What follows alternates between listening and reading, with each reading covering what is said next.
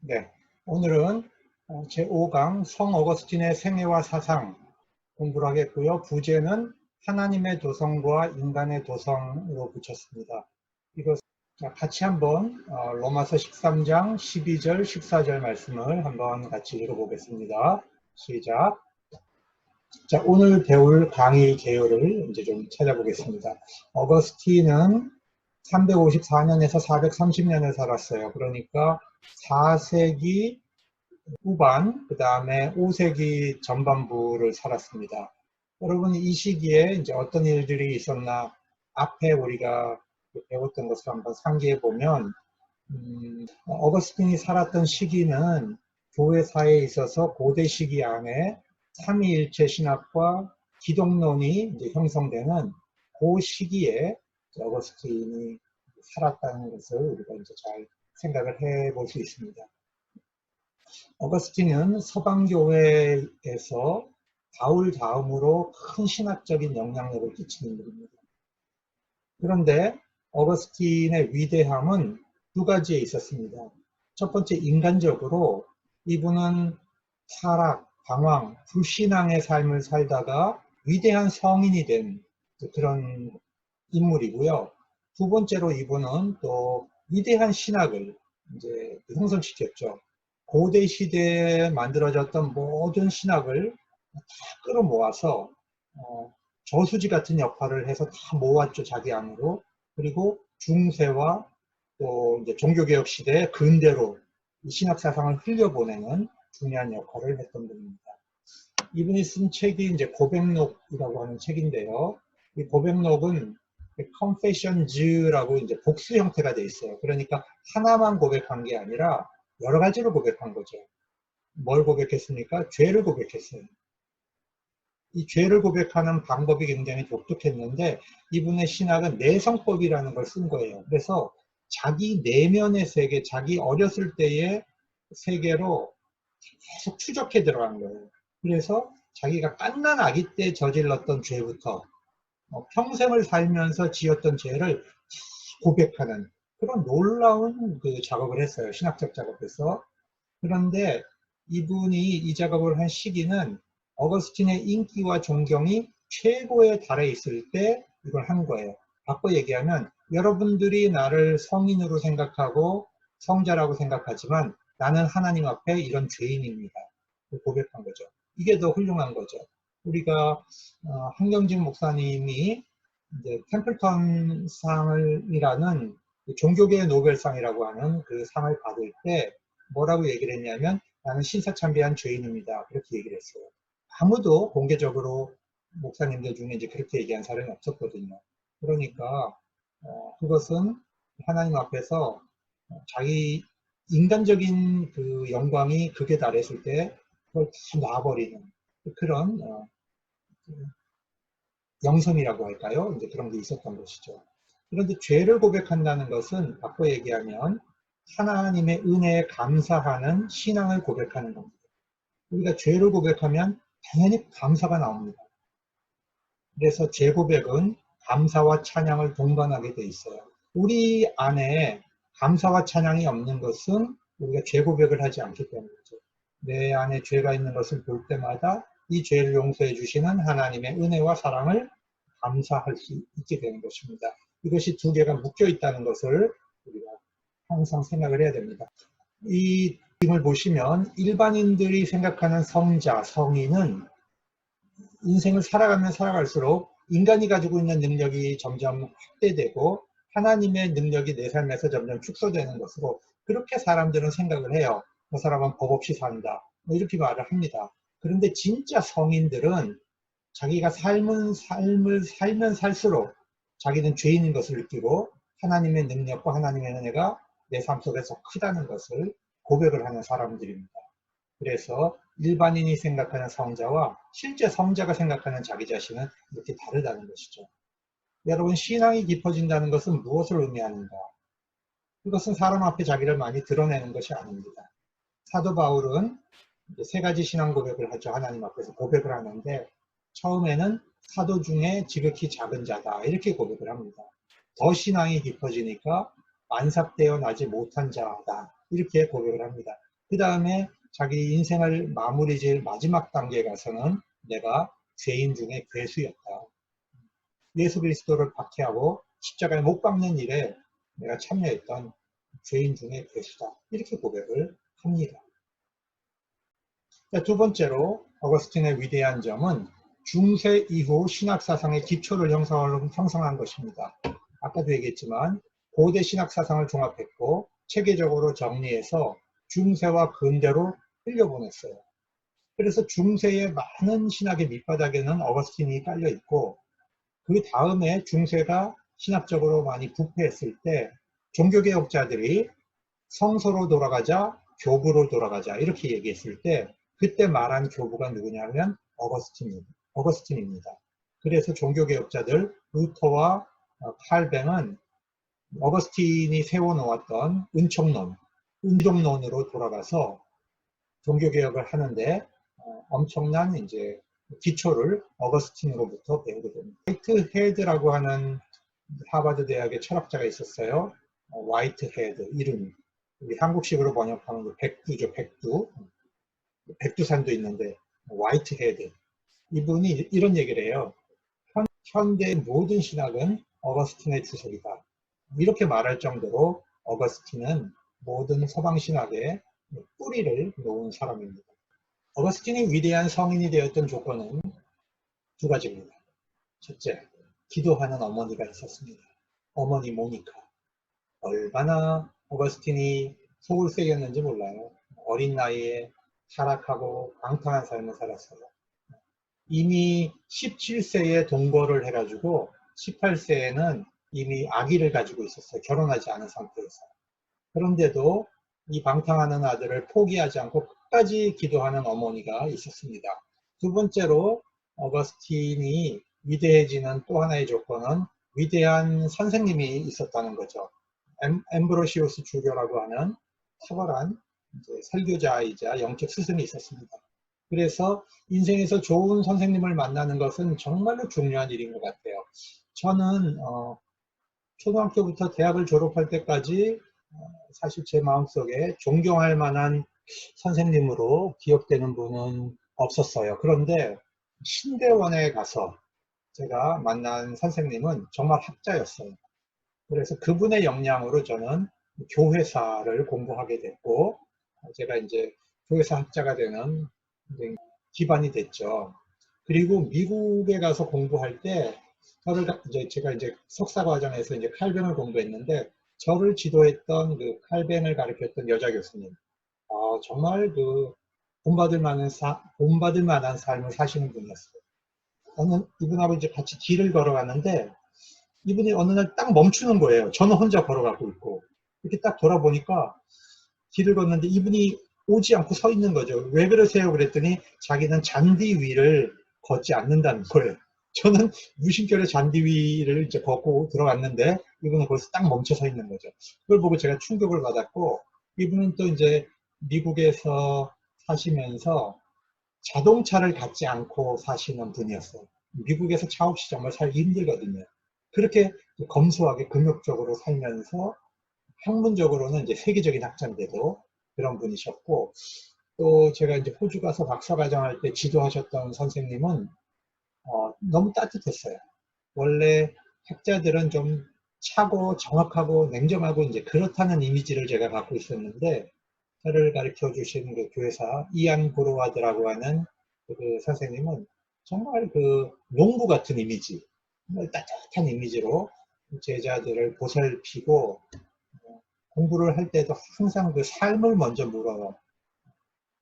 집에 별일 없었냐, 그 다음에 뭐 공부하는데 어려움은 없냐, 경제적으로 힘들지 않냐, 이렇게 따뜻하게 물어오는데, 저는 그 이미지가 아직도 이제 잊혀지지 않고, 좋은 학자인데 정말 인격적인 분이구나, 그런 모습을 제가 발견하면서 제 삶에 큰 변화를 얻었어요. 좋은 선생님을 만난다는 것은 그렇게 인생에서 중요합니다. 기도하는 어머니가 계시다는 것. 저는 아주 일찍 그 초등학교 때 어머니가 이제 세상을 떠나셨기 때문에, 친어머니가 사실 그 기도해주는 어머니에 대한 부러움이 있어요. 그런데 뭐 저 일찍 어머니를 여의신 분도 있겠지만 자기를 위하여 기도해주는 누군가가 있다는 것 굉장히 중요한 것이고요. 또 내 자신이 누군가를 위하여 기도하는 사람이 된다는 것 이것 역시 우리 신앙에서 굉장히 중요한 부분입니다. 어거스틴의 생애를 살펴보겠습니다. 어거스틴은 북아프리카 다카스테라는 곳에서 태어납니다. 지금의 이제 북아프리카 알제리죠. 이 알제리에서 이제 출생을 했고 어머니는 열렬한 신앙이었는데 아버지는 예수를 안 믿었어요.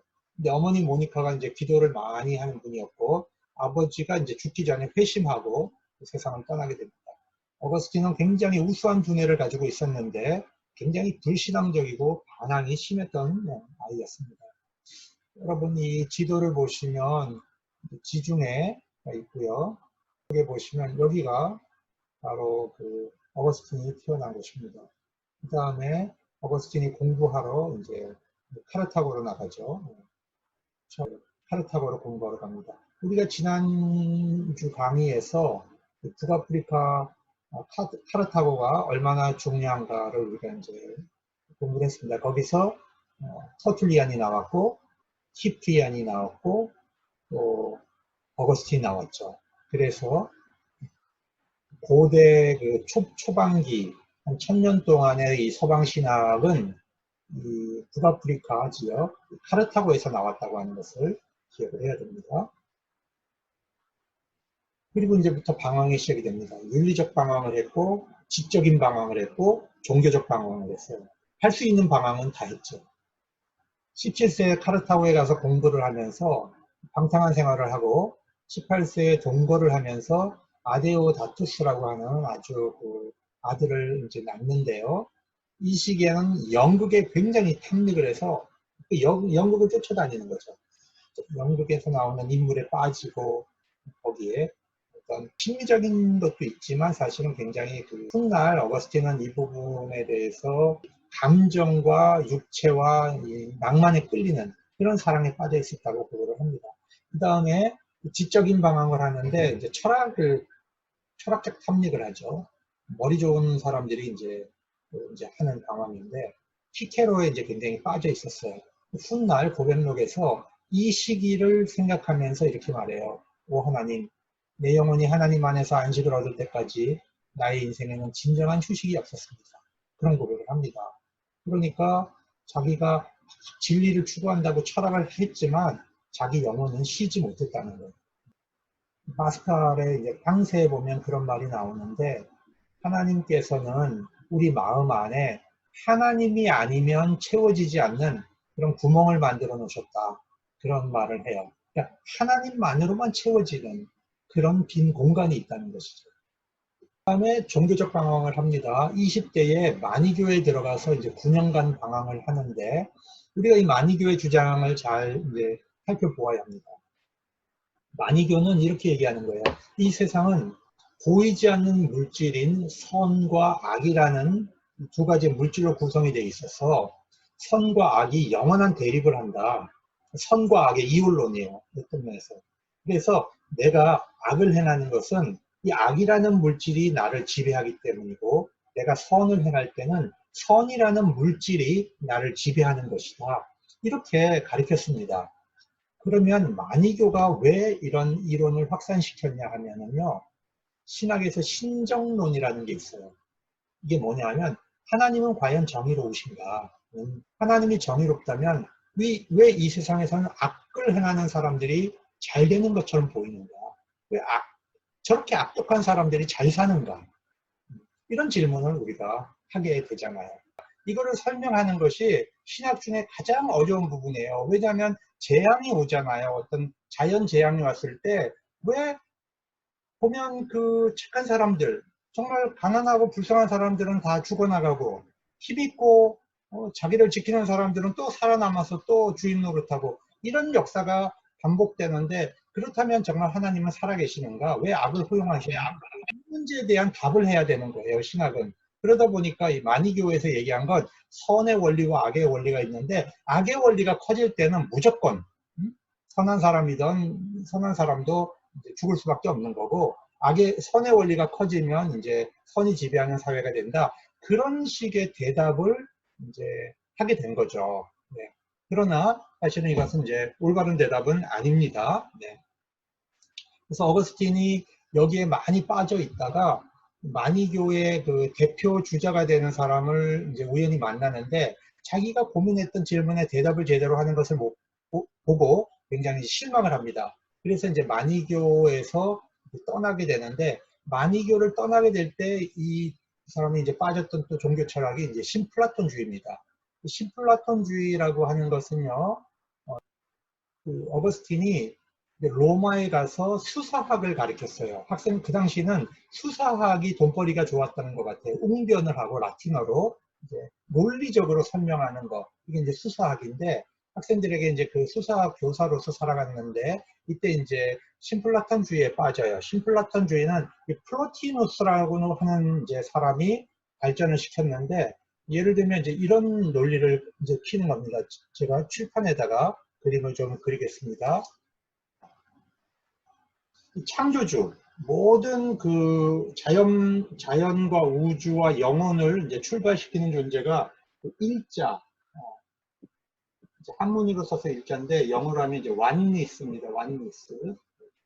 이 일자에서 이제 일자는 유출을 해요. 유출. 자기 확대, 자기 에너지가 막 끌어넘쳐가지고 이제 그 유출을 합니다. 그럼 일자로부터 떨어져 나온 유출된 존재가 일자보다는 이제 거룩성이 떨어지고 선한 능력이 떨어지는 존재인데 여기서 이제 지성이 나온다는 거예요. 지성. 그리고 일자로부터 더 멀어져서 이제 나오는 존재가 이제 물질 세계가 나오는데 이 물질 세계와 이제 어떤 영혼의 세계가 이제 또 나온다는 것이죠. 이게 심플톤주의입니다. 그래서 이 영혼은 이 물질 세계와 이제 같이 존재하죠. 그렇게 해서 여기 있는 영혼이 일자로 돌아가는 것이죠. 일자에서부터 이렇게 유출이 되고 영혼은 이 물질 세계를 탈출해서 지성을 거쳐서 일자로 복귀하는, 자, 이런 구조를 이제 구원이라고 본 겁니다. 해방이라고 본 거죠. 그러니까 이렇게 내려오는 것은 어떤 면에서 이제 창조가 되겠죠. 창조, 물질을 창조하는 것이 되겠고, 이 영혼이 물질을 벗고 지성을 통해서 이제 일자로 돌아가는 거를 이제 복귀인데, 이게 이제 유출, 복귀라면 이 복귀는 어떤 면에서 신학적으로 얘기하면 구원이 되겠죠. 자, 이런 구조를 갖고 있는 거예요.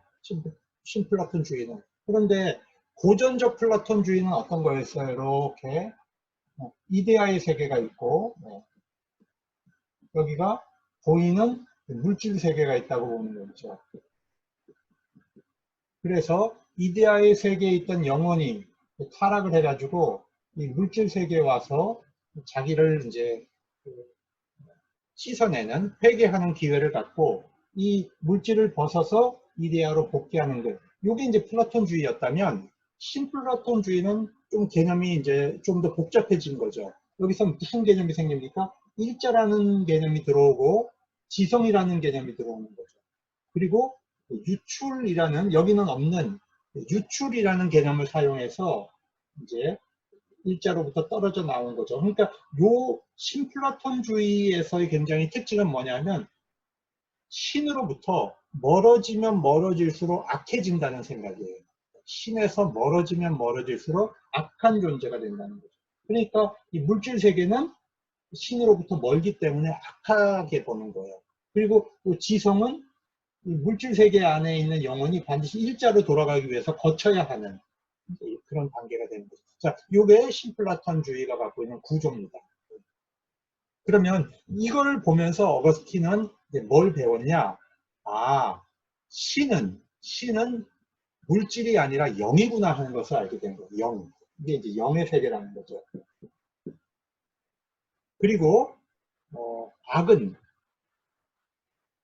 물질이 아니라 선에서부터 멀어질수록 악한 것이 되는구나 하는 개념으로 알게 된 거예요. 그러니까 전에는 선과 악을 물질로 이해했어요. 마니교 당시에는. 근데 이제는 선과 악을 뭘로 보냐면 관계로 이해하기 시작한 거죠. 어떤 선으로부터 멀면 멀수록 악한 거니까. 신학적으로 얘기하면 하나님으로부터 멀리 떨어져 나간 게 죄구나 하는 것은 이제 알 수 있게 되는 중간 단계로서 신플라톤주의를 통해서 마니교를 극복하고 기독교로 넘어가는 이 중간 단계로서 신플라톤주의를 알게 된 거죠. 그러니까 어떤 면에서 신플라톤주의가 어거스틴에게는 긍정적인 역할을 한 측면이 있습니다. 하나님을 이해하는 데 있어서, 하나님이 영이구나 하는 걸 이해하는 데 있어서 신플라톤주의가 어떤 인사이트를 준 거예요. 자, 그래서 영어는 정화를 통해, 윤리적 정화, 지적 정화를 통해 진정한 자아를 발견하고 자기가 누군지를 안 거죠. 영이. 그래서 지성세계로 상승을 합니다. 그리고 지성세계로 올라가 있는 영은 예상치 못한 상승인데, 이거는 이 일자가 끌어올라가요. 이 지성세계에 있는 영혼을 끌고 올라갑니다. 이 물이 끓다가 팍 튀듯이 이렇게 영혼이, 지성세계에 있는 영혼은 일자로 확 끌어올라갑니다. 이렇게 해서 일자와 합의를 하는 것이다. 자, 이것이 바로 그 신플라톤주의가 갖고 있는 어떤 구원론의 구조입니다. 여기에 이제 깊이 빠져 있었던 것입니다. 자, 아까도 얘기했습니다. 하나님은 물질이 아니라 영이구나. 신플라톤주의에게 이걸 배운 거예요. 악은 선의 결핍이다. 하나님과 멀어지는 것이 악이다. 자, 이것을 통해서 마니교의 세계관을 이제 극복을 합니다.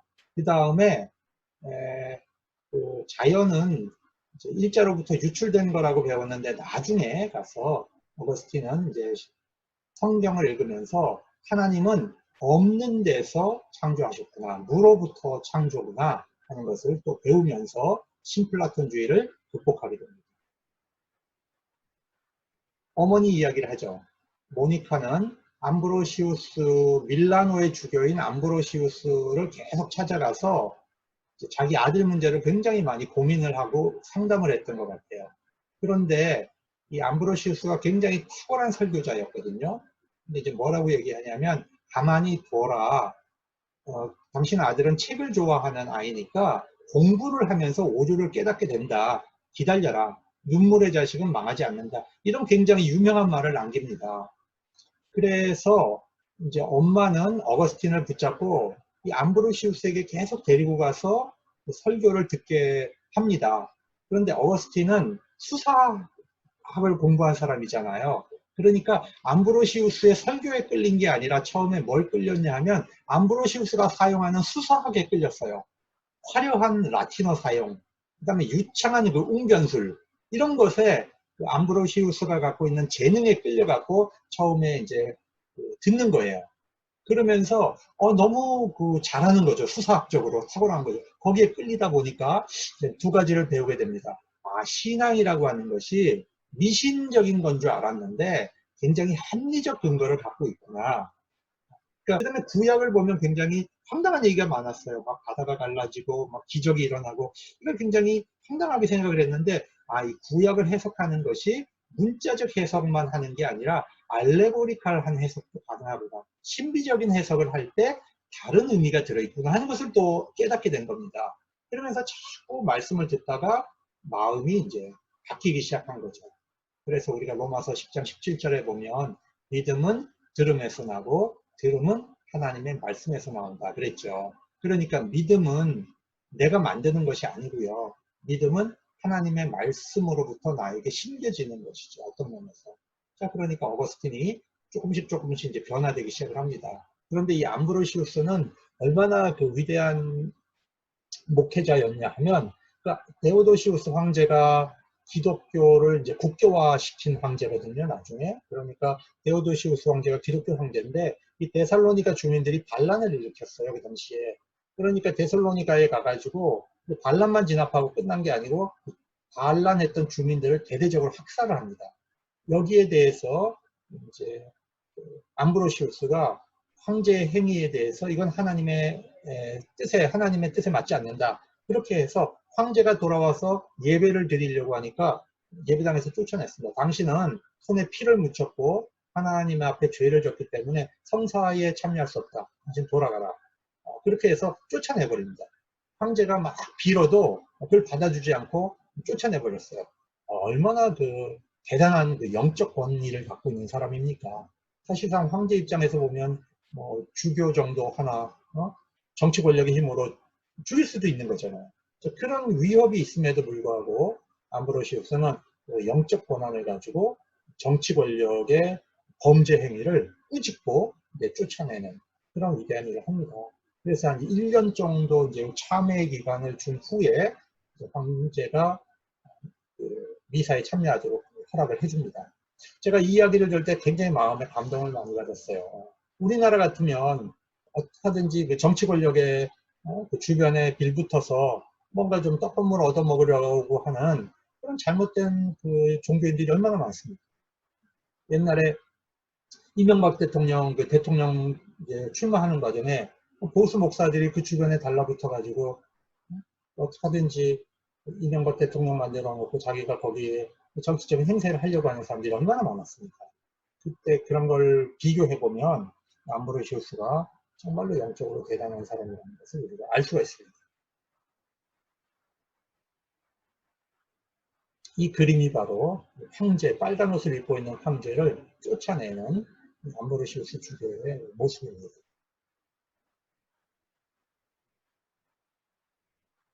그러다가 이제 그 믿음이 들어가니까 자기의 좀 변화된 모습을 갖고 싶은 거예요. 하나님 앞에 나는 좀 변화되고 싶고 완전히 변화되고 싶은데 내 안에 죄성의 문제는 해결되지 않고 안타깝죠. 그래서 이제 정원에서 기도를 하다가 하나님 왜 지금 나의 더러움을 벗어버릴 수 없습니까? 얼마나 더 기다려야 됩니까? 기도를 하는데 아이들이 막 놀면서 자기들끼리 막 놀면서 하는 소리에 톨레레게 하는 라틴어가 막 들리는 건데요. 그게 뭐냐면 들고 읽어라, 들고 읽어라 하는 그런 라틴어가 막 들린 거죠. 그래서 라틴어 성경을 딱 폈는데 그때 나온 메시지가 바로 오늘 우리가 읽은 본문 말씀 로마서 13장 13절에서 14절에 있는 말씀이죠. 술 취하지 말고 방탕하지 말고 호색하지 말고 그죠? 그 이야기를 딱 읽는 순간 전부 자기 얘기인 거죠. 전부 여러분 어거스틴이 이렇게 했다고 해서 여러분 따라하면 안 돼요. 오늘 나에게 주시는 말씀 그러고 쫙 펴면 그건 미신이에요. 그런 건 여러분 하면 안 돼요. 어떤 사람이 그걸 했어요.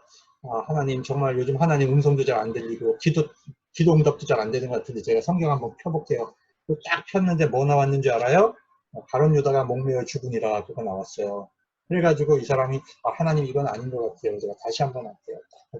딱 폈는데 두 번째가 뭐 나왔는 줄 아세요? 너도 가서 그렇게 하여라. 그게 나왔어요. 여러분 이거 이렇게 하는 거 아니에요? 아주 특별한 경우, 아주 특별한 경우, 오랜 기간의 회개가 있고, 오랜 기간의 안타까움이 있고, 영적 그 간절함이 있고, 이런 데서 뭐 하나님이 역사하실 수는 있지만, 장난 삼아서 피는 거, 그런 건 아닙니다. 자, 그리고 이제 세례를 받고, 어거스틴과 모니카는 이제 어거스틴은 이제 새로운 사람이 돼서, 고향으로 돌아가기 위해서 이제 밀라노에 있는 항구에서 배를 기다리는 거예요. 그런데 그때 이제 두 사람의 영혼이 하늘로 끌어올려지는 신비 체험을 해요. 하나님 나라의 세계를 보는 거죠. 그리고 모니카는 이제 그대로 하나님 품에 안겼고 어거스틴만 깨어납니다. 그래서 엄마의 장사를 지내고 그리고 이제 고향으로 돌아오게 됩니다. 이 사진이 바로 이제 신비 체험을 하는 그런 장소를 볼 수 있죠. 그리고 어거스틴의 사역 부분을 보겠습니다. 어거스틴은 귀향을 해서 자기 모든 재산을 정리해서 가난한 사람을 주고 자기는 이제 수도원 생활을 하게 됩니다.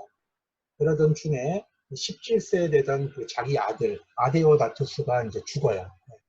이 아데오다투스가 얼마나 그 똑똑했던 아들이냐 하면 그 17세, 16세의 그 소년인데 아버지와 함께 그 대화, 철학적 대화를 해놓은 것을 기록한 책이 있습니다. 그걸 보면 이 17세 아이가 천재적인 아이예요. 아버지와 거의 비슷한 수준에서 그 철학적 대화를 해요. 그런 기록들이 남아있는 게 있어요. 그러니까 정말로 그 천재적인 아버지를 닮아서 천재였겠죠. 천재적인 아들인데 일찍 하나님이 데려가십니다. 그래서 어거스틴은 이제 자기가 모든 이 어떤 그 인간적 관계를 접고 이제 하나님 일에만 매진을 하는데 안수를 받고 히포의 이제 주교로 이제 서품을 받습니다. 그리고 목회와 저술 활동을 하면서 이란에 대처하는 그런 삶을 살아가죠. 그런데 우리가 어거스틴의 신학 사상이 처음부터 완벽했을 것이다. 처음부터 수준 높을 것이다. 그렇게 생각하면 안 됩니다. 어거스틴의 신학 사상은 변화를 거쳐요. 여러분, 우리가 이제 저는 역사 신학을 한 사람이잖아요. 역사 신학을 하는 사람은 한 사람의 신학 사상이 어떻게 변했는데 그 변하게 되는 계기가 무엇인가, 그 역사적 상황이 무엇이고 이 사람이 어떤 상황에서 그런 신학이 변했는가를 추적을 해요, 역사 신학은. 근데 조직 신학자들은 그렇게 하지 않고 이미 완성된 틀을 가지고 조직적으로 신론, 이렇게 기독론, 성령론, 교회론 이렇게 체계를 세우는 이제 작업을 해요, 조직 신학자들은. 근데 우리는 그렇게 하지 않고요. 우리는 이 사람이 역사적으로 어떻게 이게 변했는가, 이걸 이제 추적해가는 그런 식의 신학을 합니다. 그래서 우리 조직신학자들이 접근하는 방식과 이제 저 같은 이제 역사신학자들이 접근하는 방식은 굉장히 좀 달라요. 역사신학이 재밌습니다. 굉장히 재밌습니다. 많이 역사신학 공부 좀 하십시오. 자, 마니교와 전투를 할 때는 이 사람은 뭐를 옹호했을까요? 자유의지를 옹호합니다. 왜 그러냐? 마니교 입장에서는 내가 악을 행하는 것은 악이 지배한 거잖아요, 나를. 그러니까 내 의지와 관계없이 악이 지배해서 악을 행한 거니까 하나님이 주신 자유의지를 옹호해야 되는 상황이 된 거죠. 그래서 마니교와 싸울 때는 자유의지를 옹호하는 입장이 됩니다. 그런데 훗날 이제 펠라기우스가 나와서 인간은 자유의지로 선을 행해서 하나님 앞에 구원 얻을 수 있다, 이런 주장을 하다 보니까 아니다, 인간이 가지고 있는 자유의지는 죄의 노예가 되어 있었다. 그렇기 때문에 우리가 하나님 앞에 우리가 아무리 공로를 쌓아도 하나님 앞에 그것이 선으로 보일 수가 없다라고 하는 노예의지 신학을 이제 발전시키게 되죠. 이렇게 변화가 있다는 거죠. 그 다음에 어거스틴의 초창기에는 하나님의 은총과 나의 공로가 이렇게 같이 이제 작용을 하는 그런 신학을 얘기합니다. 이건 지금의 이제 로마 카톨릭이 갖고 있는 신학이 이제 신인 협동론적이에요. 그런데 후기로 갈수록 하나님의 은총의 중요성을 강조하는 쪽으로 변화가 되죠. 이런 것처럼 한 사람의 신학은 바뀌고 변화하는 겁니다. 그래서 여러분의 신학도 계속 바뀌고 성숙하고 변화해야 됩니다. 넓어지고 깊어져야 되는 것입니다. 여러분, 좁은데 여러분 그 신앙이 뜨거운 사람이 있어요. 신앙이 뜨거운 사람이 있는데 그 뜨겁다고 다 좋은 게 아니에요. 왜냐하면 어떤 그 좁은 공간 안에서 에너지가 많이 움직이잖아요. 에너지가 많이 움직이면 열이 납니다. 그렇죠? 그런데 이 넓은 공간 안에서 요런 에너지는 아무리 움직여도 이거는 열을 잘 내지 못합니다. 그렇죠? 근데 얘가 더 좁은 공간으로 가면 더 뜨거운 열이 나겠죠. 에너지 움직임 때문에. 그렇기 때문에 우리가 신앙의 형태를 볼 때 이 사람의 폭이 넓은가, 이 사람의 폭이 좁은가, 이걸 먼저 봐야 돼요. 좁은데 열이 나면 그 문제가 있는 거예요. 그렇기 때문에 뜨거운 신앙이라고 해서 다 좋은 게 아니고 그 사람의 신앙과 신학의 폭이 굉장히 편협한데 뜨거운 사람은 교회에서 반드시 문제를 일으켜요. 왜? 좁기 때문에 싸우고 자기만 옳고 이제 이런 식의 그 신앙 형태가 나옵니다. 그런데 일반적으로 교회에서는 뜨겁다, 열심이다 이걸 좋아하잖아요. 근데 그 면만 봐서는 안 된다고 하는 거예요. 그게 오히려 위험할 수 있다는 거죠. 사람의 폭이 넓고 잔잔하게 뜨거운 사람들, 잔잔하게 따뜻한 사람들이 훨씬 성숙한 사람이에요. 열정적인 것보다. 폭이 좁기 때문에 뜨겁다는 거죠. 그렇기 때문에 우리가 이걸 잘 이제 분별할 줄 알아야 됩니다. 영분별을. 자, 제가 이제 똑똑한 사람이 있고요. 그 멍청한 사람이 있죠. 그리고 이 부지런한 사람이 있고 게으른 사람이 있어요. 또 똑똑한데 게으른 사람이 있고 멍청한데 부지런한 사람이 있어요. 자, 네 가지 종류가 있어요. 똑부, 멍게, 똑개, 멍부가 있어요. 네, 여러분들이 보실 때 자, 어떤 사람이 교회에서 가장 심각한 문제일까? 한번 생각을 해보세요. 이 똑똑한데 부지런한 사람은 교회에 도움이 됩니다. 그렇죠? 어떤 판단력이나 교회의 헌신성이나 이게 도움이 돼요. 근데 멍청한데 게으른 사람, 여러분이 볼 때는 이게 제일 안 좋은 유형으로 보일 수 있어요. 그죠?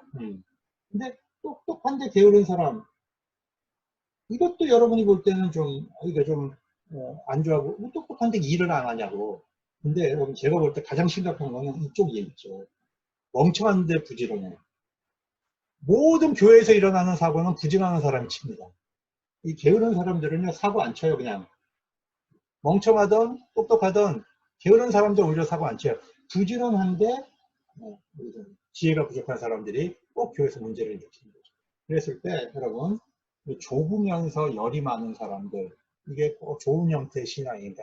잘 생각해 봐야 되는데, 한국교회는 이런 형태의 신앙을 좋은 형태인 것처럼 자꾸 가르쳐 왔어요. 이런 형태의 사람들이 교회에서 자리를 얻고 지위를 얻고 그러면 남 무시하고, 교회 싸움 일으키고, 교회 분열을 일으키고, 이런 형태가 한국교회에 만연한 거죠. 이런 사람들이 리더가 되면 똑똑한 사람들이 교회에 있을 수가 없어요.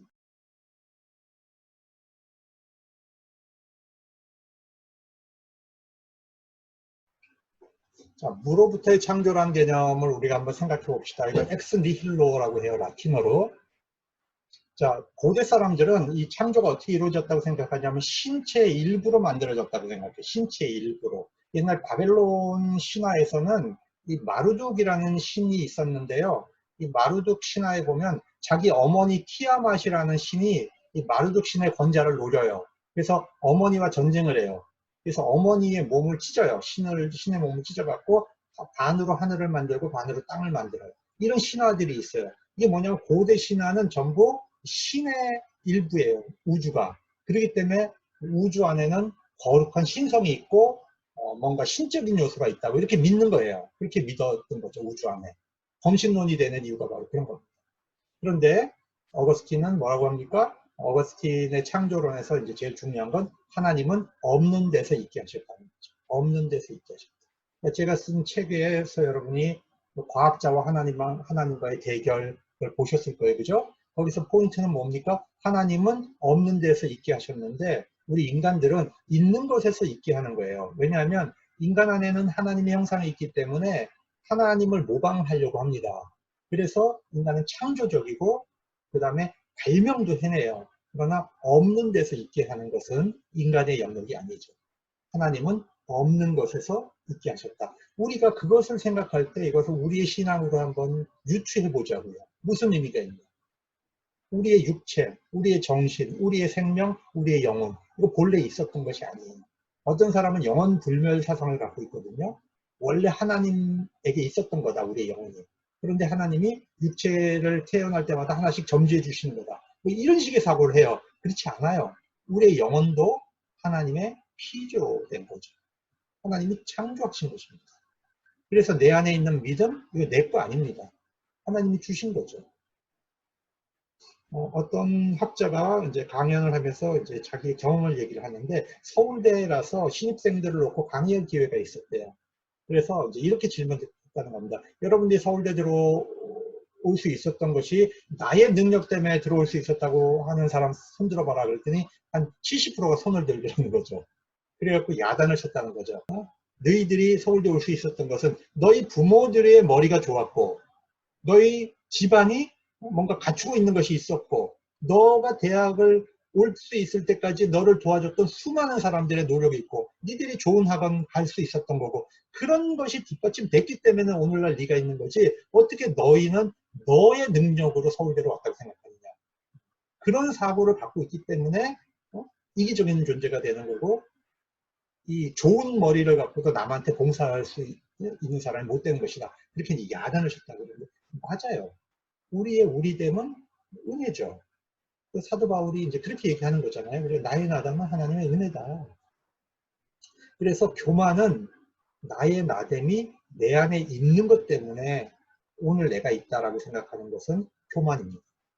이렇게 교만한 사람들은 자기에 대해서 굉장히 관용해요. 자기가 하는 것은 다 이유가 있어요. 다 타당하고 합리적이에요. 그런데 남이 하는 것에 대해서 굉장히 엄격한 자를 갖거든요. 여러분 교만한 사람들의 특징이에요. 그런데 겸손한 사람은 타인의 행위에 대해서는 굉장히 관용을 합니다. 그런데 자기가 하는 일에 대해서는 굉장히 엄격한 원칙을 적용합니다. 여러분, 이게 다른 점이죠. 영적이라고 하는 것은 뭐냐면, 영적인 사람은 절대로 교만할 수가 없어요. 은혜로 살아야 되기 때문에. 두 번째로 창조론에서, 어거스틴의 창조론에서 위대한 것은 시간과 영혼이라는 개념입니다. 우리 머릿속에는 어떤 게 있냐면요. 이게 시간이면, 이 시간을 연장하면은 이게 영원으로 이어진다는 착각을 해요. 시간을 계속 느리면 영원이 된다고 생각해요. 그래서 사람들이 우리가 죽으면 우리가 지상에서 살았던 삶의 연장이 될 거라고 생각을 해요. 큰 착각입니다. 시간과 영혼은 만날 수 있는 게 아니에요. 다시 얘기할게요. 시간은 아무리 연장을 해도 영혼으로 가지 못합니다. 이게 영혼의 세계라면 시간은 이 영혼의 세계에서 잠깐 있다가 없어지는 전보다도 못한 그런 순간입니다. 찰나입니다. 시간을 아무리 연장해도 영혼이 되지 않아요. 이건 질적 차이가 있어요. 영혼과 시간의 질적 차이가 있어요. 그러면 시간편에서 영혼으로는 못 간다는 거예요. 이건 신학적으로 뭘 얘기합니까? 우리 피조된 인간은 하나님에게로 갈 수 없다는 뜻이에요. 그러면 우리의 구원은 어떻게 가능해요? 영혼에서 시간으로 들어와야 돼요. 그 영혼에서 시간으로 들어온 사건이 바로 예수 그리스도죠. 영원이신 예수 그리스도께서 시간 안으로 들어오신 사건. 이게 성육신이에요.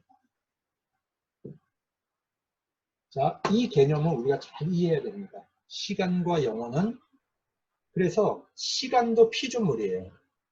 우리는 머릿속에 하나님이 만드신 공간, 우주 만물, 이것만이 피조라고 생각하는데 그게 아니고요. 시간도 피조된 겁니다. 시간과 공간이 피조된 거예요. 그렇기 때문에 시간도 언젠가는 소멸을 해요. 우리의 삶 속에서 종말은 언제죠? 내가 죽을 때예요. 내가 죽으면 나에게 더 이상 시간은 나에게 영향을 주지 않아요. 그때는 이제 영혼의 세계가 이제 관계를 맺게 되는 거죠. 그렇죠? 시간은 언젠가 끝이 있어요.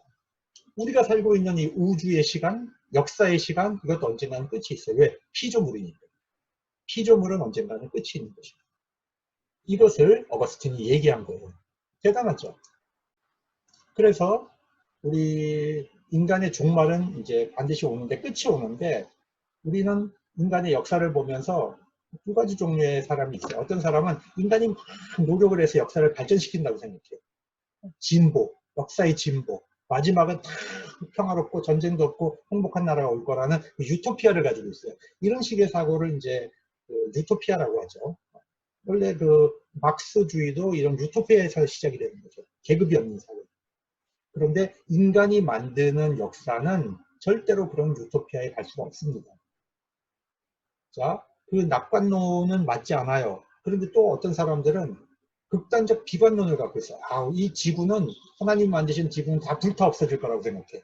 그리고 육체도 없고 자연도 없는 것에서 우리의 영혼만 동동동동동 떠다니는 세계가 올 거라고 그런 착각을 해요. 이거는 극단적 비관론이에요. 그래서 우리 기독교인들은 역사적 낙관론과 역사적 비관론을 둘 다 가지면 안 됩니다. 우리는 신앙 안에서 하나님이 역사를 완성하신다는 신앙적 낙관론을 가져야 됩니다. 신앙적 낙관론. 어거스틴이 이제 시간을 얘기하면서 또 하나 중요하게 이제 개발한 것이 진보적 이제 역사관이라는 거죠. 자, 고대 역사는 어떤 사고였냐면요. 순환적인 거예요. 순환. 돌고 도는 겁니다. 언젠가 시간이 지나면 과거의 역사는 다시 돌아온다고 생각했어요. 이 타키투스라든가 이 고대 역사가들이 역사를 기록한 목적이 뭐냐면 언젠가 똑같은 역사는 반복된다고 생각했어요. 그래서 오늘 기록을 남겨놓으면 후대가 그것을 보고 같은 잘못을 반복하지 않을 거라고 생각을 한 겁니다. 그래서 고대 역사가들은 기록을 쓴 거예요. 고대 역사가. 그런데 이 순환적 역사가는 어디서 나옵니까? 자연을 보면 나와요. 자연. 왜? 봄, 여름, 가을, 겨울. 역사는 돌고 돌죠. 시간이 돌고 돌죠. 그리고 아침, 점심, 저녁. 잠자고 또 일어나면 또 아침, 점심, 저녁. 돌고 돌죠. 그러니까 이 자연적 세계라고 하는 것은 도는 거예요. 빙빙 도는 겁니다. 그것을 보고 역사를 이해하게 되면 이 순환적 역사관이 나와요. 가장 나쁜 순환적 역사관은 뭐냐면 운명론이죠. 운명론. 힌두교도들이 보면 이 카스트 제도를 만들잖아요. 이 카스트 제도가, 이 카스트 시스템이 결국 뭘 의미합니까? 사람은 날 때부터 그렇게 살도록 운명 지어졌다는 거죠. 그래서 네가 정말 그 더러운 개, 돼지 같은 천민으로 태어난 것은 네 전 세계에 네가 잘못 살았으니까 이 세계를 살 때는 덤비지 말고 높은 상위 계층에게 그냥 복종하고 살아. 그러면 다음 세대에 너는 조금 높은 계급으로 태어날 거야. 이런 식의 그 철학을 만들어 가지고 사람을 굴복시키고 복종시키는 시스템으로 쓰는 거죠. 이게 카스트 제도입니다. 우리나라 중세도 그랬잖아. 양반, 쌍놈, 중인, 남자, 여자, 장유, 유서 이런 시스템들이 전부 카스트인데 결국 뭘 하는 거냐? 지배자를 정당화시켜주는 거예요. 지배자를 정당화시키고 기득권을 갖고 있는 사람들을 정당화시켜주는 철학이 운명론입니다. 기독교는 그게 아니에요. 기독교는 하나님 앞에서 누구든지 다 복종해야 되고 하나님 앞에 누구도 평등해요. 남자든 여자든 다 평등합니다. 그렇기 때문에 하나님 앞에 서면 예배자로 서면 다 리세팅 돼야 돼요. 네가 대통령이었건 네가 무슨 노예였건 하나님 앞에 가면 다 시스템이 다 재조정돼야 되는 거예요. 이게 기독교가 갖고 있는 복음이 갖고 있는 위대한 힘이에요. 왜? 다 하나님의 형상이니까. 하나님 앞에 평등하니까. 자, 그래서 여러분 우리나라 종교를 봐도 이 구판을 여러분은 이제 보셨는지 모르지만 저는 이제 어렸을 때 봤어요. 이 돼지가 돼지 대가리 얹어 놓잖아요. 구판에. 돼지 대가리는요 이렇게 목을 잘라도 웃어요. 얘는 목 잘라놔도 웃는다고 입이 이렇게. 근데 이걸 얹어 놓고 자 이 그 구판에 모인 사람들은 둥그렇게 앉죠. 이렇게 모여 앉고 이 무당이 여기서 뛰면서 돌면서 뛰면서 놀면서 굿을 합니다. 쫙쫙 뛰면서 한 손에 방을 들고 한 손에 칼 들고 그러나 이 구판 밖으로 절대로 못 나갑니다. 이게 뭐냐? 운명론이에요. 숙명론입니다. 신에 의해서 결정된 잡신들에 의해서 결정된 운명론입니다. 인간은 이렇게 살면 안 되죠. 그래서 어거스틴은 성경을 읽으면서 시간을 직선으로 폈어요. 아, 과거가 있고 지나간 시간, 그 다음에 현재 우리가 만나고 있는 시간이 있고 다가오는 시간이 있다. 미래가 있다는 것을 일직선으로 핀 겁니다. 여러분들 대단하지 않아요? 시간을 일직선으로 폈다는 것은 앞으로 향해 역사가 목적이 있다는 걸 얘기하는 거예요. 목적. 우리 인생에는 목적이 있죠. 여러분 목적이 없는 사람은 그 삶을 보면 알아요. 날 빙글빙글 돌아요. 똑같은 거. 아무 생각 없이 돌고 돌고 똑같은 걸 계속 반복합니다. 변화와 발전이 없습니다. 그러나 목적이 있는 사람은 그 목표를 향해서 자기가 삶을 전진해 나가죠. 시간을 핀다고 하는 것이 바로 그런 의미예요. 그래서 우리가 하루하루 사는 것이 이 창조 신앙을 갖고 있는 사람들은 하루하루를 새롭게 살아요. 하루하루를. 늘 새 창조가 나오거든요. 하나님 안에서. 과거는 기억이고 미래는 기대입니다. 그래서 오직 있는 것은 현재라는 시간을 우리는 경험하고 사는 것이고 이것을 이제 어거스틴이 얘기했어요. 야, 이 정도 되면 여러분들 탄식이 나와야 돼. 탄사가 야 어떻게 이런 생각을 했지? 우리는 당연하다고 생각했지만 고대 사람들에게 있어서는 이거는 생각도 못 해본 이 지평이란 말이에요. 이 지평을 막 여는 거라고 성서를 읽으면서 신학이라고 하는 것은요 이렇게 위대한 거예요. 신학적 사고를 한다고 하는 것은 이렇게 혁명적인 것이고 인생을 바꿔놓는 것이고 세계를 뒤집는 것이고 정치를 뒤집어 놓는 거예요. 뭐 교회에서 맨날 이러고 있는 게 아니에요. 신학은요 이 우주 만물이 변하는 것을 하나님이 끌고 나가는 역사를 보는 거예요. 그 다음에 창조론에서 이제 교회론으로 넘어갔는데 자 그럼 교회론 싸움은 이제 도나투스라는 사람하고 이제 교회론 논쟁을 하게 됩니다. 이 싸움은 왜 생겼냐면 교회의 거룩성 문제 때문에 시작이 돼요. 디오클레티안 황제 때 박해를 했는데 이 사람은 어떤 박해를 했냐면 모든 기독교인들에게 성경을 갖다 바치라 그랬어요. 성경을. 그러니까 박해를 하니까 성경을 진짜 갖다 바친 사람이 있고 성경 안 바친 사람이 있고 어떤 사람은 이단 서적을 성경인 척하고 바쳤어요. 그런데 이제 정부 관료들은 무식하니까 이게 성경인지 이단서적인지 구분 못 하잖아요. 그렇게 하면 이제 넘어간 거죠. 자, 세 가지 부류가 나온 거예요. 하나는 영웅, 또 하나는 배교자가 나온 거고, 또 하나는 타협파가 나온 겁니다. 그리고 이제 박해가 끝나고 콘스탄틴 이후로 이제 일부 엄격주의자들 입장에서 이 배교자들 문제를 해결해야 되는데 해결을 아직 못했다 이러고 나온 거죠. 이제 우리나라 역사를 통해서 보면 우리나라는 신사참배한 사람들이 있잖아요. 그죠? 이 신사참배 문제가 정리가 안 되고 그대로 해방을 맞았다고. 그 해방을 맞아서 이분들이 그대로 성직에 있었다고. 그러니까 신사참배 때 박해를 받았던 사람들의 일부가 회개하라고 요청을 하게 된 거죠. 이와 비슷한 상황이에요. 그런데 이 중에 도나투스라고 하는 사람이 이제 뭔가 이제 좀 신학적으로 이제 좀 잘못 판단한 거죠. 기존 교회는 다 썩었다. 기존 교회는 다 부패했으니까 우리는 분리해서 교회를 분열시켜서라도 거룩한 교회를 만들어야 되겠다. 이렇게 생각한 겁니다. 그래갖고 이 도나투스는 북아프리카 지역의 교회예요. 이 로마 교회가 아니라 북아프리카 지역의 그 하나 인종들이 북아프리카 지역 인종들이 살고 있는 카르타고 지역의 이제 기독교 교회인데 거기에 주교 중에 한 사람이었던 도나투스가 우리는 거룩한 교회를 세우겠다. 그리고 로마 카톨릭 기존 교회로부터 분열을 한 겁니다. 그리고 나서는 니네들이 과거에 받았던 세례, 니네들이 과거에 받았던 성직자 안수, 이거는 다 타락한 사람들한테 받은 거니까 무효다. 그리고 재세례라는 겁니다. 재세례. 자, 이렇게까지 간 겁니다. 그러면 어떤 문제가 생기냐면, 자, 한번 예를 들어 봅시다. 내가 나한테 세례 준 목사님이 나중에 세월이 지나고 좀 잘못을 저질렀어. 그러면 내가 받은 성례가 무효인가? 과거에 좀 잘못한 사람인데 이분이 목사였는데 교인들한테 이제 성례도 집행하고 뭐 세례도 줬어. 그러면 이 목사한테 세례 받은 게 다 무효냐고. 여러분, 교회의 거룩성을 한 개인의 윤리에게 의존하게 되면 이런 문제가 생기는 거죠. 그죠? 그런데 잘 보세요. 세례를 줄 때 성부와 성자와 성령의 이름으로 세례를 주는 것이지 그 목사의 인격과 이름으로 세례를 주는 게 아니에요. 예수님께서 교회에 위탁한 것을 이 목사가 그것을 위탁받은 대리자로 집행할 뿐이지 목사의 인격으로 세례를 주는 게 아니에요. 그러니까 교회의 거룩성은 그리스도에게 있는 것이지 목사에게 있는 것이 아니에요. 인간의 인격에게 있는 것인데 도나투스가 그걸 착각을 했다는 것이죠. 그래서 어거스틴은 이렇게 얘기합니다. 교회를 분리시키는 것은 그리스도의 몸을 찢는 것이다.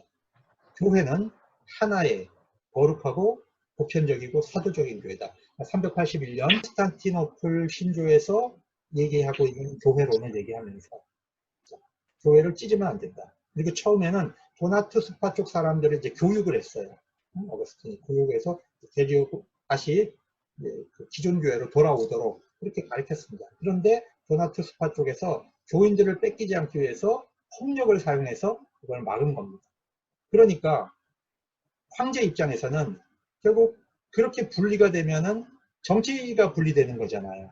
그러니까 공권력을 동원하게 되는데 어거스틴은 이제 폭력을 막기 위해서 황제의 공권력을 이제 승인하게 됩니다. 이러면서 국가 로마 군대가 들어와 가지고 이 도나투스 지역을 완전히 그냥 다 싹쓸이를 해버리는 거죠. 진압을 해버리는 거죠. 이런 문제가 생겨서 이제 어거스틴의 그 공권력을 허락해 준 거, 이거를 비판하는 사람들도 이제 많이 있습니다. 교회 문제에 왜 정치 폭력을 갖고 들어왔느냐, 이런 부분이 생기는 거죠. 그러나 어거스틴 입장에서는 폭력을 쓰니까 질서를 유지해야 되지 않겠느냐, 이런 입장에서 그걸 허용을 한 겁니다. 자, 그렇지만 도나투스파가 준 세례는 어거스틴은 인정을 했습니다. 왜? 도나투스파도 성부와 성자와 성령의 이름으로 세례를 준 거니까. 그리고 분리되기 전에 성직자 서품을 받았다가 분리돼 나간 사람의 서품도 어거스틴은 다 인정을 한 겁니다. 세례는 삼위일체 하나님의 이름으로 하는 것이고 단 한 번의 세례를 하는 거예요. 재세례하면 안 됩니다. 제가 이제 옛날에 그 목회하던 교회에서 이런 일이 있었어요. 어떤 분이 찾아와서 이제 제가 그 당시에 이제 그 협동 목사를 있었는데 목사님한테 세례를 받고 싶다는 거죠. 그래서 제가 야단을 쳤습니다. 세례는 목사가 주는 게 아니다. 성부와 성자와 성령의 이름으로 하나님이 교회에 위탁하신 것을 목사가 하는 거기 때문에 한 개인의 세례를 주고 못하고를 결정하는 게 아니라 교회의 권한이다. 그렇기 때문에 여러분 이걸 누구에게 가서 세례 달라고 하는 것은 옳지 않아요. 그래서 교정을 해준 적이 있고요. 자, 그리고 또 이런 경우도 있습니다. 어떤 분이 찾아와서 자기가 세례를 받기는 받았는데 자기가 옛날에 다녔던 교회가 이단, 그 사람의 신앙을 위해서, 왜? 그 사람이 자기가 이단에 받았다고 생각을 하고 있으니까 그것이 얼마나 신앙적으로 부담이 되겠어요. 그죠? 그래서 제가 그런 경우면 제 세례가 아니고 이거는 정식적인 세례 절차를 거쳐서 세례를 받도록 하겠다. 이렇게 해서 이분을 교회에서 세례 받도록 인도한 적이 있습니다. 자, 그거는 그분의 믿음을 위해서, 그분의 신앙을 위해서 그렇게 한 거예요. 정통교회에서 세례를 받았으면 2번 받으면 안 됩니다. 형제 군대가 이제 도나투스파를 가서 학살합니다. 잔인하게 합니다. 그래서 훗날 이슬람 군대가 도나투스 지역에 들어왔을 때 그 지역의 기독교인들은 이슬람 군대를 저항하지 않고 다 받아들입니다. 왜냐하면 로마한테 당한 것이 너무 잔인했기 때문에 차라리 이슬람 통치자를 받아들이는 것이 훨씬 우리가 편하겠다. 이렇게 판단한 거예요. 그래서 북아프리카 지역은 저항하지 않고 이슬람으로 다 들어가 버립니다. 우리가 이런 역사를 보았을 때 우리가 참 반성할 점이 있죠. 그렇죠? 힘으로 신앙을 이제 장악을 하려고 했을 때는 반드시 이런 문제가 생기는 거예요. 그리고요, 보편교회가 있더라도 그 보편교회는 반드시 지방교회의 특징을 존중해줘야 됩니다. 예를 들면 복음은요, 각 민족이 가지고 있는 자기 언어로 표현되어야 되죠. 우리가 미국에서 예를 들어서 선교사가 왔다고 해서 성경을 미국식 성경을 쓸 수는 없다는 뜻이죠. 한국어로 번역된 복음을 우리가 전파해야 되는 거죠. 그러니까 보편적인 복음은 반드시 특수한 문화를 통해서 표현되어야 됩니다. 그리고 이 특수한 문화는 보편성을 잃어버리면 이단이 돼요. 그래서 항상 이 보편과 특수의 관계가 항상 긴장을 유지해야 되는 겁니다. 그래서 복음은 보편적이지만 그 복음을 표현하는 것은 그 사람이 갖고 있는 언어, 개성, 특징으로 표현하는 것이고 그거를 존중해 줘야지 존중하지 않고 그걸 힘으로 억누르면 올바른 신앙이 되지 못한다. 이 부분도 우리가 배워야 되겠습니다. 이거는 모자이크잖아요.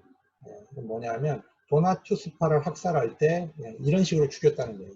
그런데 어거스틴은 눈에 보이는 교회가 소중하지만 그게 다가 아니라고 생각을 했어요. 교회 안에는 보이는 교회와 보이지 않는 교회가 있다. 알곡이 있고 가라지가 함께 섞여 있다. 보이는 교회 안에는 알곡과 가라지가 함께 있다. 보이지 않는 교회는 오직 하나님만 아시는 교회죠. 우리는 다 그걸 볼 수 없잖아요. 그런데 도나투스파의 문제는 뭐였냐 하면 보이는 교회 안에서 거룩성을 찾으려고 한 거죠. 그래서 보이는 교회가 조금 문제가 있다고 해서 갈라져 나가면 그 교회는 또 문제가 안 생기냐고. 그 교회도 또 문제가 생기는 거죠.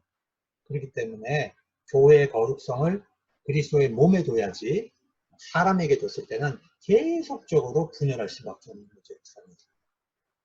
이렇게 된 겁니다. 그래서 여러분 제가 시험 문제를 어떻게 내냐면 보이지 않는 교회는 보이는 교회 밖에 있다. 맞는가 틀리는가? 여러분 틀린다 그래야 돼요. 왜? 보이지 않는 교회는 보이는 교회 안에 들어와 있어요.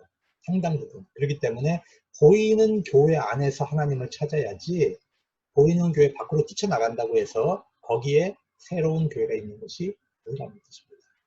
여러분 현재 내가 다니는 교회가 마음에 들지 않는다고 해서 도망치면 다른 데 가도 그런 문제를 또 만나거든요. 또 만나고 평생 메뚜기처럼 돌아다니기만 할 거냐고. 그러니까 정말 못 견딜 수 있어요. 정말 아닌 경우들이 있어요. 그때는 옮길 수 있어요. 그런데 한 70% 교인들이 목사님 좋아하잖아요. 근데 내가 싫죠. 그건 내 문제. 내 성품 문제예요. 그렇기 때문에 그런 걸 잘 판단을 하고 생각을 해야지 교회를 함부로 가르고 교회를 함부로 뛰쳐나가는 것은 옳지 않다. 자, 그리고 아까도 얘기했지만 세례 주고 성례를 베풀 때 그것을 목사가 거룩하면은 성례가 거룩한 것이냐, 그게 아니라는 거죠. 도나투스파는 오류 있는 성직자가 베푸는 성례를 무효라고 봤어요. 이걸 인효론이라고 합니다. 사람에게 효과가 있다는 거죠. 좋은 목사가 성례를 베풀면 그 성례가 효과가 있다. 이렇게 보는 거죠. 나쁜 목사가 성례를 베풀면 성례는 효과가 없다고 보는 거. 그렇게 보는 게 인효론이에요. 근데 그 인효론은 맞는 것이 아닙니다. 자, 사효론은 뭐냐면 이 어거스틴의 입장인데, 이 성직자가 조금 문제가 있어도 교회가 인정을 하고 교회의 권위에 따라서 성서에 따라서 집행을 하면 그 자체로서 효과가 발생한다고 봅니다. 그러니까 그 일사자거든요. 그래서 그 집행한 그 자체로 효과가 있는 거지 사람이 거기에 영향을 미치는 건 아니다. 그런 입장이에요. 근데 이것도 문제가 있어요. 예를 들면 이런 건데, 어떤 그 사람이 이제 성만찬을 받아 먹었다고 칩시다. 이 사람이 믿음 없이 성만찬을 받아 먹었어요. 그러면 그 성만찬이 효과가 있겠느냐는 거죠. 자, 세례를 받는데 내가 믿음도 없어. 근데 그냥 받아야 되니까 그냥 강제로 받았어. 그러면 그거 사효론이거든요. 그러면 그게 효과가 있겠느냐? 그건 아니잖아요. 그러니까 인효론도 맞는 이론이 아니고 사효론도 맞는 이론이 아닌데, 로마 카톨릭은 지금 사효론적 입장을 택하고 있습니다. 어거스틴이 가르쳐줬던. 그래서 종교개혁자들은 뭐를 중시하냐면요. 자, 조금 문제 있는 사람이 성례 집행해도 그거가 문제되는 건 아니에요. 그럴 수 있어요. 왜? 누구나 죄인이니까 하나님 앞에서. 그런데 중요한 건 믿음이 있어야 돼요. 집행하는 사람도 믿음으로 해야 되고 그 성례를 받는 사람도 믿음으로 받아야 됩니다. 그러니까 이 사효론적 입장을 따르지 않고 종교개혁자들은 그것을 교회의 인정을 받고 질서 안에서 믿음으로 받아야만 유효한 성례가 된다. 이렇게 종교개혁자들은 결정을 했습니다. 그래서 우리 개신교 입장은 바로 그겁니다. 믿음이 있어야 된다. 그리고 교회 안에 이제 사도성을 굉장히 중요하게 여깁니다. 카톨릭에서는 사도성을 두 가지로 봐요. 하나는 복음을 전하는 것. 사도들이 복음을 전했죠. 또 하나는 주교가 안수를 해서 다음 주교를 만드는 것. 그래서 주교에서 주교로 내려가는 이 안수하는 것. 이걸 사도성이라고 봅니다. 두 가지로. 근데 우리 개신교는 주교 제도를 택하지 않았잖아요.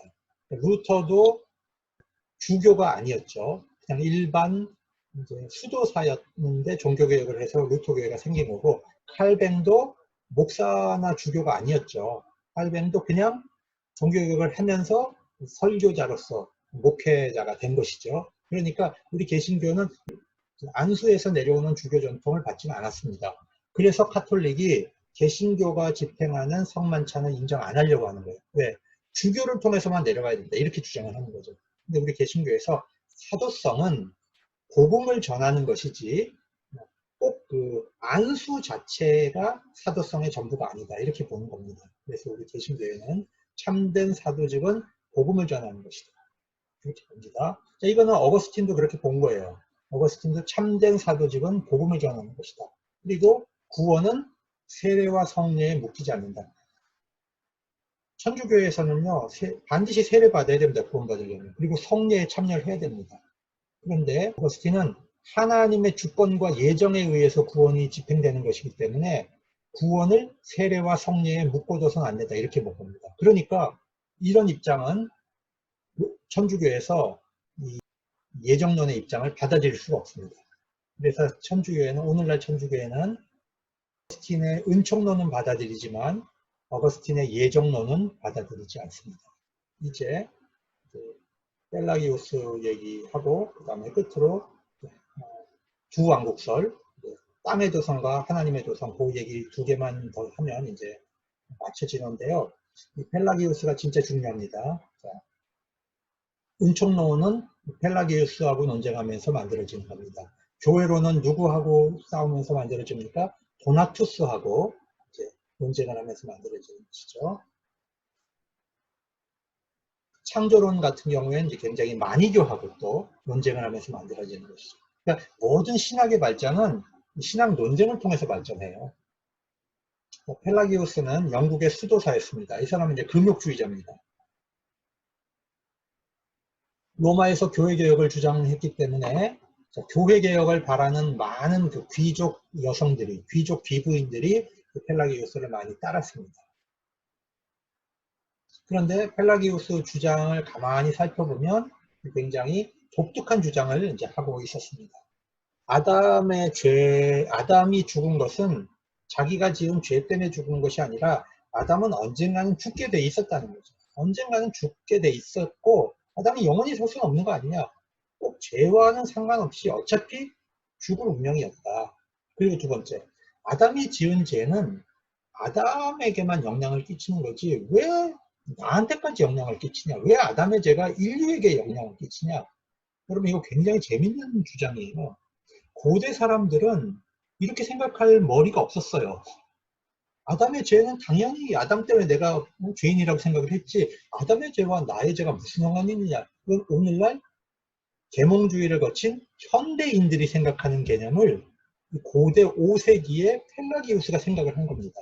그러니까 펠라기우스는 어떤 면에서 탁월한 현대적인 인간이에요. 고대 시대를 살았지만 그 철학적 사고는 현대인의 사고를 갖고 있었던 사람입니다. 그리고 율법도 구원할 수 있다. 왜? 하나님이 율법을 주시는 것은 지키라고 주신 것이고 지킬 수 있으니까 준 건지 못 지킬 건데 왜 율법을 줬겠느냐. 그러니까 율법을 가지고도 구원받을 수 있는 길이 있다. 이렇게 주장하는 겁니다.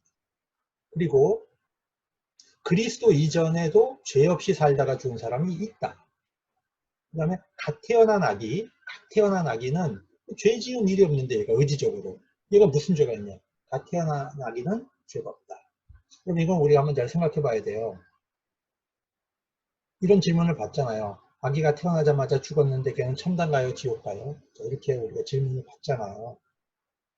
그러면 교리적으로는 원죄가 있으니까 지옥 가야 된다고 그렇게 교리적으로 얘기할 수 있죠. 근데 여러분 그게 과연 하나님의 사랑에 부합할까요? 그러면 하나님은 왜 그 아이를 태어나게 하셨을까? 지옥 보내려고 태어나게 하셨을까요? 하나님의 사랑하고는 안 맞아요. 그죠? 그렇기 때문에 우리가 하나님의 사랑을 이야기할 때는 교리적 자를 대면 안 됩니다. 교리는 우리의 신앙을 설명하기 위한 하나의 도구지 교리가 절대적인 게 아니에요. 여러분 교리에 묶이면 안 됩니다. 아시겠어요? 교리는 또 변하는 거예요. 나는 하나님께서 그 아이가 어떻게 될지는 내가 장담을 할 수는 없지만 하나님의 사랑에 비춰볼 때 하나님은 그 아이를 구원하시는 길을 열어두신다고 생각해요. 자, 조금 빗나갔습니다만 다시 돌아와요. 인류는 아담 때문에 타락한 것이 아니고 그리스도 때문에 부활하는 것도 아니고 다시 얘기하면 아담은 그냥 아담이고 그리스도는 그냥 그리스도 개인이지 인류 전체를 대표하는 그런 그런 인물이 아니다. 인류 전체를 대표하는 아담이나 인류 전체를 대표하는 그리스도는 아니다. 왜? 인간 개인은 개인이다. 이런 면에서 철저히 이제 개인주의적 입장입니다. 그래서 하나님 앞에 선하게 쌓아서 공로를 쌓아야 구원받을 수 있다. 이런 입장을 펠라기우스가 주장한 거예요.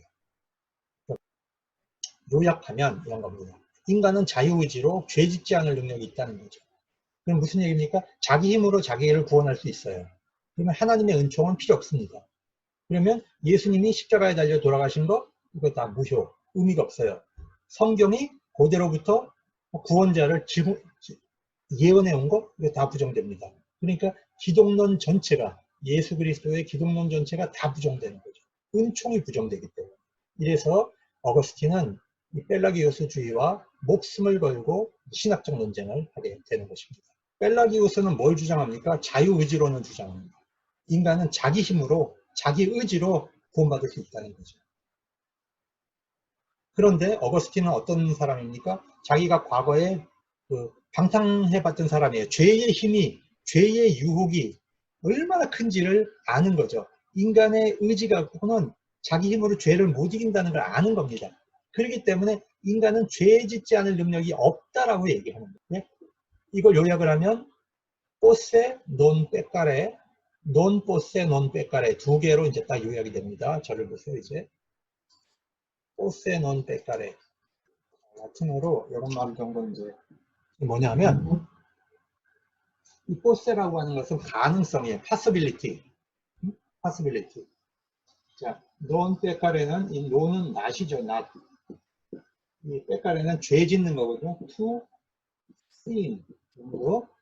그러면 죄를 안 지을 수 있는 능력, 죄를 안 지을 수 있는 가능성, 파워. 죄를 안 지을 수 있는 파워가 있다는 거예요, 사람에게. 이게 펠라기우스 입장이에요. 근데 어거스틴은 사람이 맨 처음에 태어났을 때는 이거가 있었다. 이게 있었는데 죄를 지은 다음에는 죄를 안 지을 수 있는 능력은 없어졌다. 그래서 그걸 이제 뭐라고 하냐면 non posse non power. 이거는 뭡니까? no power, not posse. 죄 안 지을 능력을 우리가 가지고 있지 않다는 거예요. 우리는 죄를 안 지을 능력이 없다는 거죠. 우리는 죄를 짓는다는 거죠. 어거스틴은 노예 의지를 얘기한 겁니다. 죄 안 지을 능력이 없어요. 노예 의지입니다. 자, 펠라기우스는 자유 의지를 얘기한 겁니다. 여러분 이걸 잘 이해해 두셔야 나중에 종교개혁 이제 시대에 가서 루터와 에라스무스라는 사람이 신학 논쟁을 해요. 이때 똑같은 논쟁을 또 합니다. 루터는 우리는 노예의지다 그렇게 얘기했고, 에라스무스는 인간에게는 자유의지가 있다 이걸 또 얘기합니다. 고대 시대의 신학을 잘 해놓으면 계속해서 반복되는 거예요. 우리가 이 얘기를 잘 압니다. 바울이 그렇게 얘기했잖아요. 아, 내가 원하는 선한 일은 하지 않고 원하지 않는 악한 일을 하게 됩니다. 나의 속사람으로는 하나님의 법을 즐거워하지만 내 지체 속에 또 다른 법이 있어서 내 마음의 법과 막 싸우고 내 지체 속에 있는 죄의 법에다가 나를 사로잡아 버린다. 이게 노예의지죠. 아, 나는 비참한 사람입니다. 누가 이 죽음의 몸에서 나를 건져주겠습니까? 사도 바울의 고백이잖아요. 하나님 앞에서 있는 우리의 모든 인간의 실존은 죄인이죠. 그래서 은총이 아니면 구원받을 길이 없다. 자기 힘으로. 이것을 얘기한 것이 어거스틴입니다. 그래서 어거스틴은 이제 유아 세례도 옹호했고요. 하나님의 은혜, 절대주권과 은혜를 얘기했고요. 여러분이 이제 예정론에 대해서 궁금할 거예요. 예정론은 어떤 건가요? 이거는 나중에 조금만 참았다가 칼뱅할 때 예정론이 왜 중요한가 하는 것을 한번 다루겠습니다. 지금은 이제 여러분 머릿속에 예정론으로 하면 우리가 뭐 구원받을 거 못 받을 거 다 결정돼 있는데 지금 예수 믿으면 뭐해요? 구원 안 받았으면 아무 소용 없잖아요. 뭐 그런 식으로 이제 잘못 이해하는 경우들이 있어요. 그런 뜻이 아닙니다. 예정론은. 예정론의 목적은 뭐냐면 우리의 구원은 하나님의 주권이라는 걸 얘기하고 싶은 거예요. 내가 구원받을 게 정해졌다는 뜻이 아니라 그것보다 중요한 게 내가 잘 믿어서 구원받은 게 아니고 우리의 구원의 그 절대적 주권은 하나님에게 있다. 내 손에 있는 게 아니다. 내가 잘 믿고 내가 자유의지를 갖고 노력해서 구원받는 게 아니고 하나님의 절대 주권이 있다. 그것을 얘기하기 위해서 예정론이 나온 겁니다. 그런데 로마 카톨릭 교회는 이제 529년에 오렌지 회의를 열어서 구원론을 결정하는데 어거스틴의 은총론을 받아들여요. 펠라기우스를 정죄하고 어거스틴의 은총론을 받아들이지만 예정론은 받아들이지 않습니다. 그것은 무슨 얘기냐면 인간편에서도 공로를 하나님 앞에 쌓아가야 된다는 거예요. 그래서 하나님의 은총을 받아서 인간은 거기에 응답하는 공로를 쌓을 때 하나님과 인간 사이에 협동이 일어나서 협력이 일어나서 우리가 성화되는 길을 가는데 그걸 구원이라고 부릅니다. 이게 성화구원론입니다. 그러니까 우리 개신교에서 이신칭이 믿음으로 구원 얻는다. 이것과는 좀 다르죠. 하나님의 은총과 인간의 공로가 협력을 해서 성화의 길을 가는 것. 이게 가톨릭 구원론입니다. 끝으로 로마가 침공을 당했는데 고트족, 이 고트라고 하는 이제 야만족이 로마로 침략해 들어와서 로마를 완전히 쑥대밭을 만들어버려요. 그러니까 이제 사람들이 이제 어떤 말이 나왔냐면 예수를 믿는 로마가, 하나님을 믿는 로마가 왜 이렇게 불바다가 됐느냐, 왜 쑥대밭이 됐느냐. 그것은 기독교인들 때문에 로마 시민들이 로마의 신들을 다 버리고 기독교 신을 섬겼기 때문에 로마 신이 분노해서 이런 제왕을 불러온 거다라는 말이 쫙 퍼져나가기 시작한 겁니다. 그러면 신학자들은 이런 상황에 대해서 어떻게 해야 됩니까? 응답을 해야 됩니다. 신학자들은 이런 설명할 수 없는 사건이 벌어질 때 그 의미를 설명해 줘야 될 책임이 있는 겁니다. 목회자들도 그걸 해야 되는 거예요. 예를 들면 교회에 어려움이 있어요. 그러면 그걸 신학적으로 설명해 줘야지 교인들이 흔들리지 않습니다. 그걸 설명해 주지 않으면 떠나는 거죠. 그래서 신학자가 그래서 중요한 거예요. 중심을 잡아주는 겁니다. 그래서 어거스틴이 그때부터 하나님의 도성이라는 책을 써서 15년 동안 써가지고 응답을 한 거죠. 이 신학적 응답을 한 겁니다. 자, 그 이야기를 이제 들려드리겠습니다. 이것은 이제 고트족, 서고트족이 로마를 이제 약탈했던 이제 장면을 그린 이제 상상도죠, 일종의. 로마가 쑥대밭이 된 겁니다.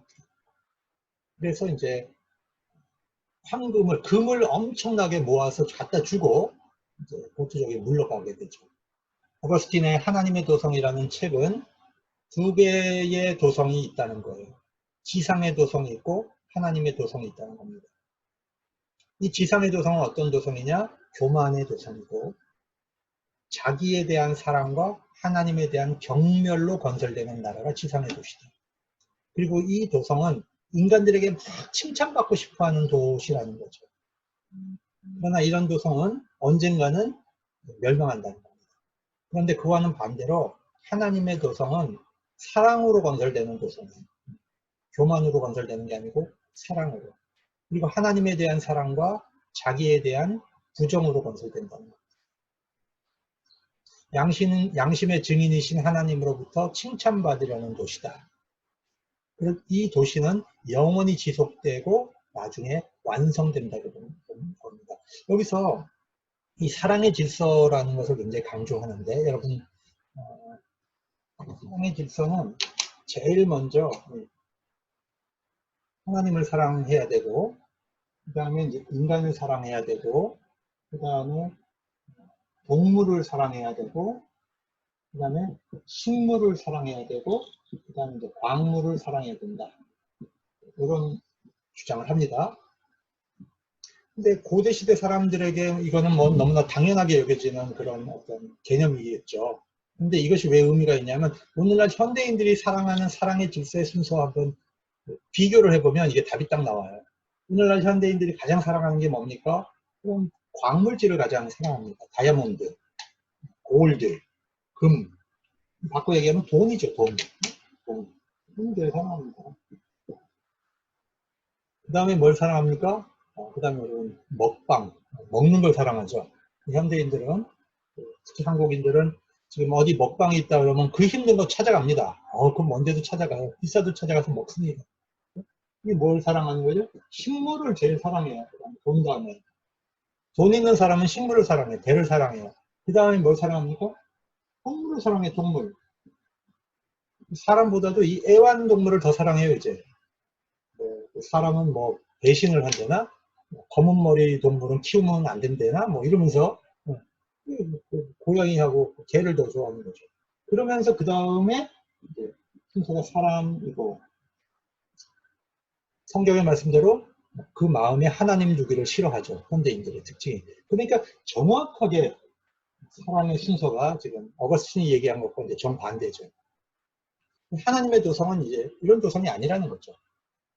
근데 여러분, 어거스틴이 얘기한 하나님의 도성을 자기한테 비교해 보세요. 자기. 무슨 도시라고 생각하지 말고 여러분, 내가 도성이라고 생각해 봐요. 여러분이 교만으로 사는가, 사랑으로 사는가. 여러분 안에 자기에 대한 부정이 있는가, 아니면 자기에 대한, 하나님에 대한 경멸로 자기가 건설되고 있는가. 인간에게 칭찬받고 싶어하는 도시인가, 내가 양심의 증인이신 하나님으로부터 칭찬을 받으려고 하는, 내가 어떤 도성이냐, 내 존재가. 바로 그걸 또 얘기하고 있는 겁니다. 영원하지 않고 멸망합니다. 이 땅은. 그리고 영원히 지속되고 완성되는 것은 하나님의 나라입니다. 그러면 왜 로마가 멸망했나? 하나님은 복음을 위해서 로마에게 평화를 주셨다는 거죠. 그러나 로마가 이제 사명이 다 있다는 거예요.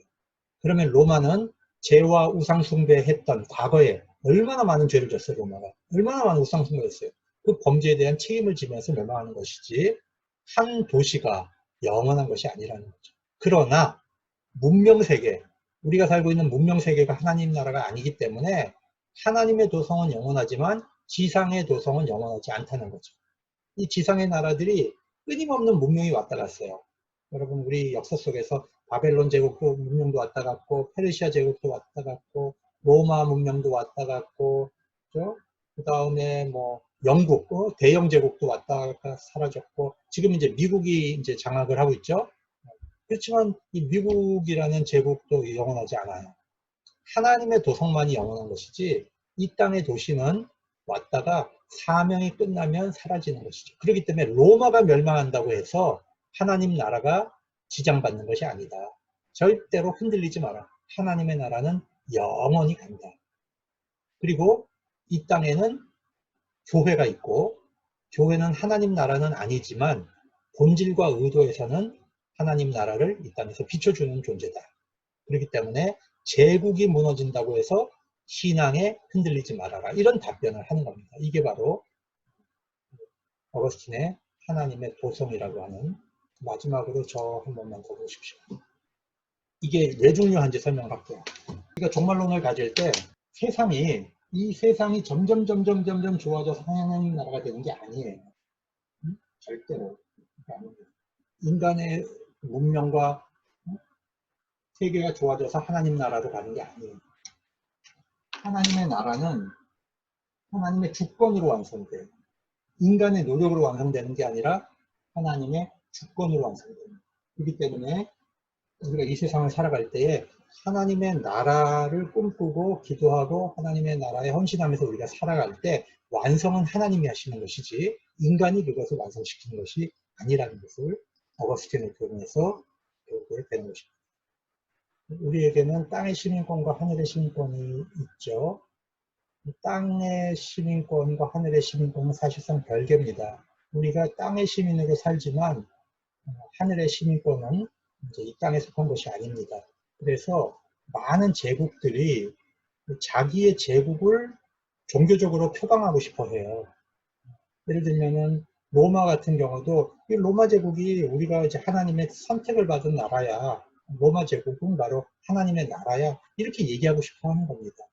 그 다음에 한때 영국이 전 세계를 지배하고 제국주의 정책을 했잖아요. 그러면서 기독교를 전하면서 영국 제국이 영원할 거라고 생각을 한 거죠. 그래서 킹을 이제 막 뭐라고 할까 찬미하고 하나님 God bless King 뭐 이것도 막 하고 그러잖아요. 이제 이런 식으로 자기 국가와 제국을 종교화할 수 있다는 거죠. 일본도 그랬죠. 일본은 기독교적이지는 않았지만 신사를 이용해서 그렇죠. 자기들의 천황이 이제 태양신의 후계자이고 그렇기 때문에 자기들은 지지 않는 나라다. 그리고 자기들은 신의 후손이다. 이런 식으로 이제 국가주의를 종교로 포장을 해서 결국은 전쟁을 일으키는 데 사용을 했잖아요. 그렇기 때문에 우리가 하나님 나라를 꿈꾸지 않으면은 모든 그 지상의 제국들이 만들어낸 그 이념과 이데올로기에 거기에 복종하고 함몰하게 됩니다. 공산주의도 마찬가지입니다. 공산주의가 뭘 주장합니까? 계급이 없는 모든 사람이 평등한 세계를 우리가 만들겠다. 이러고 이제 그 공산주의가 시작이 된 거잖아요. 그래서 공산주의 사상에 함몰해 버렸잖아요, 사람들이. 하나님 나라가 없기 때문에 공산주의 사상에 함몰하는 거죠. 그 다음에 나치도 그랬잖아요. 나치의 그 이념을 세우기 위해서 유태인들을 막 학살하는데도 하나님의 이름으로 그걸 했단 말이에요. 그러나 하나님 나라에 대한 그 비전이 없는 사람들은 나치 제국에 복종을 하고 기독교 이름으로 히틀러에게 충성을 했죠. 그러나 어떤 제국도 어떤 나라도 절대로 하나님의 나라와 동일시될 수 없다는 것이 우리 기독교 신학입니다. 그래서 예수님께서는 그 나라와 그 시, 그때 이건 정말 하나님의 주권이 완성되는 나라고 이거는 하나님의 주권으로 결정되는 거지 인간이 정치 힘이 하나님의 나라와 자기를 동일시하면 안 되는 겁니다. 교회도 마찬가지입니다. 우리가 교회가 굉장히 소중하지만 교회도 자기를 절대화하면 안 됩니다. 하나님 나라라고 하는 그 어떤 권위 앞에 교회도 겸손해야 하고 복종해야 하는 것이죠. 우리가 이 사실을 어거스틴의 두 왕국서를 통해서 배워갈 수가 있었다는 것입니다. 그런 면에서 어거스틴의 신학은 굉장히 위대한 그런 신학을 우리에게 보여주었습니다. 자, 강의는 여기까지 마치겠습니다.